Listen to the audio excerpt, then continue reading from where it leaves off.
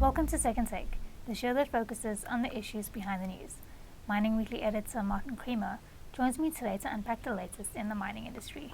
Welcome, Martin. Hi, Sashni.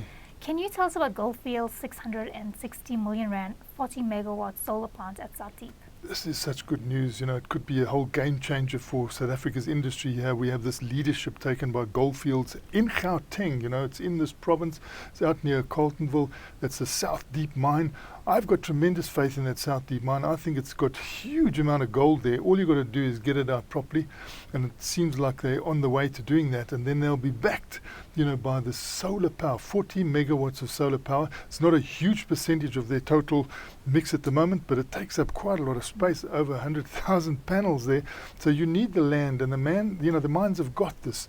It'll be the starting point, I think, of them going greener and greener, which is what we want to see with the mines here. And it's also, it's a business case. They actually cut their costs because of the situation where Eskom has increased its tariffs by 500% over the last decade. So when you come in with something like this, it's not only greener and cleaner, but it's actually cost effective. And unpack for us the possible declining use of ruthenium in fuel cells in relation to green hydrogen. You see at the moment, for the dirty hydrogen and for methane, the hydrogen that goes through the fuel cells there needs to be cleaned up by the ruthenium. So there you see a situation where when you come along with green hydrogen, you might not need that ruthenium anymore. So it just shows you the sort of multiplicity of uses of our platinum group metals. We see them associated with actually turning that hydrogen into electricity in fuel cells, but we also see them as ruthenium, taking out the carbon monoxide so that there's no clogging and there's better activity in the dirty hydrogen situation.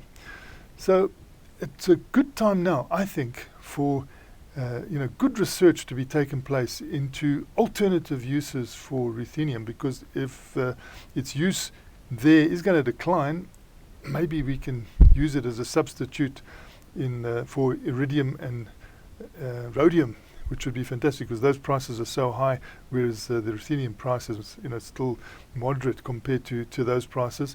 And you'll have these platinum group metals helping out again to balance the market, which will be wonderful. And I think that, the work being done by Heraeus Precious Metals deserves a lot of credit.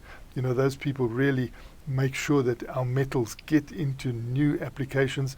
And of course, the biggest application for ruthenium, which is likely going to grow, is in hard disks, and there's some semiconductor applications that could get it growing. So it's got a nice demand, but it's not in a high flying price category, like rhodium and iridium. And it'd be great if they could just get research going and development going that could use ruthenium to substitute the other two that are having constrained supplies.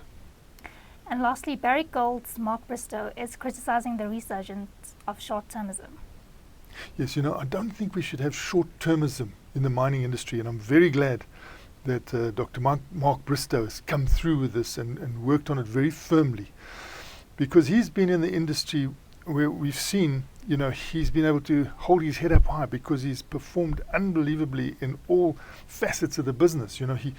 He was ESG long before the three letters came into being. He's assisted host governments in a way that's balanced. He balances the assistance to his host governments, the labor and his investors. And I think his word of caution and pleading is to the fund managers, don't bang your fist and call for dividends, because you tend to create a smaller pie all the time. And if you create that smaller pie, it's not going to be good for sustainability in this gold mining business. And he's the expert at exploration. When he goes into exploration, he does such incredible things because he does integrated exploration. You can see his mines in Mali, producing that one of them at 650,000 ounces. He started it from scratch, and it's just going through, and it's got a long horizon at that level. So it's amazing the sort of the horizon that he gives to the developments that he's almost, if you can say in exploration terms, researched and developed this gold mine, and it's just continuing. And it's not only that one. He's got the best touch for this, you know.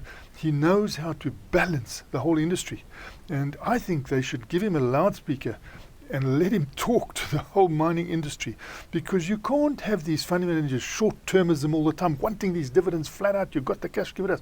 There's a much bigger picture involved with gold mining. It's a long-term business, and I think that communication needs to get out, that you if you grab the dividends now, you're going to make the pie smaller.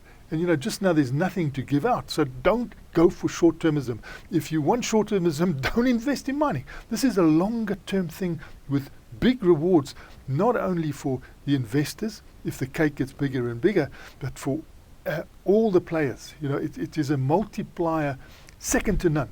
And as I always say, we're sitting here in Joburg because of the multiplication of the economy that gold mining actually achieved here. And it can do that everywhere if you play it correctly, not have a short-term view, but a long-term view, as Dr. Mark Bristow is advocating now. He's even trying to take some of his mines, you know, he's on the 10-year plan, he's trying to go to 15-year and maybe even 20 years outlook for this. That's the way to do it.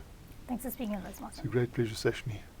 That's it for today. Join us again next week for more news analysis on the local and global mining industries. And don't forget to listen to the audio version of our Mining Weekly daily email newsletter.